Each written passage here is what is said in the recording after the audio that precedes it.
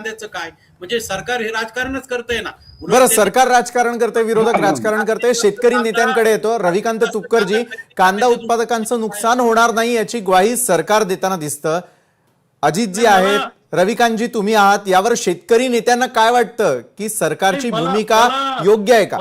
रविकांतजी, गणेश ठाके साहेबांना काही महत्वाचे प्रश्न विचारायचे. विचारा ना. हा, गणेश ठाके साहेब, एक पहिल्या प्रश्नाचं उत्तर तुम्ही द्या. आता तुम्ही युद्धाची परिस्थिती आहे म्हणून कांदा निर्यात होत नाही असं सांगता. मग हे तुमचं सरकार 2014 पासून आहे, तेव्हापासून तुम्ही जितक्या वेळा निर्यात बंदी लावली तेव्हा युद्धाचीच परिस्थिती होती का?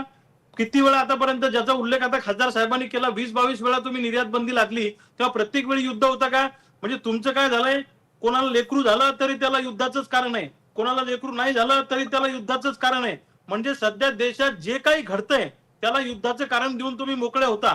हे तुम्हाला एकदम छान कारण सापडलेलं युद्धाचं. मला तुम्हाला विचारायचंय, नाशिक जिल्ह्यातला कांदा खरेदी करणार आणि उरलेला कांदा काय अरबी समुद्रात फेकणार का महाराष्ट्रातला? ज्याचा उल्लेख आता खासदार साहेबांनी बरोबर केला, 1% कांदा तुम्ही खरेदी करणार आहे. कांद्याचा उत्पादन खर्च हाके साहेब हा 1800 ते 2000 रुपये आहे.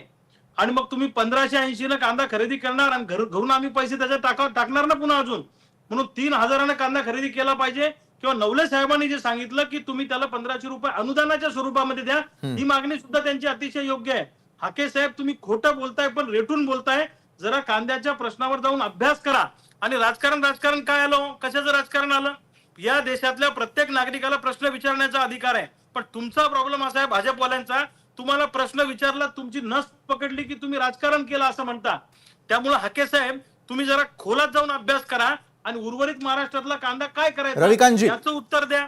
तुमच्या प्रश्नाचं उत्तर गणेश हाकेंकडून घेईल. मात्र तत्पूर्वी डॉक्टर अजित नवले, 15 रुपयांच्या भावानं शेतकऱ्यांचा कांदा खरेदी करण्याच्या आश्वासनानं शेतकऱ्यांना खरोखर दिलासा मिळेल का?